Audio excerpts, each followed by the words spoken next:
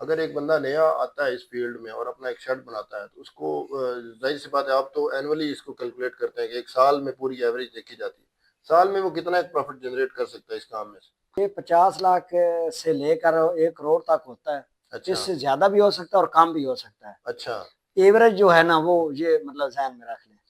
बंदे का खुद शेड के ऊपर मौजूद होना, कारोबारी जो मालिक है उसका कितना एक जरूरी है, क्या बहुत वो? जरूरी है, बहुत अच्छा। जरूरी है। हाँ जी। उसको खुद उसके ऊपर विजिट करना चाहिए, चेक करना विजिट चाहिए। करना चाहिए हर वक्त, उसको उसके साथ अटैच होना चाहिए। अच्छा। पाकिस्तान के किसी भी शहर में किसी भी जगह पे अगर आप कंट्रोल शेड बनवाना चाहते हैं विद मटेरियल, तो आप एडी ट्रेडर से रब्ता कर सकते हैं।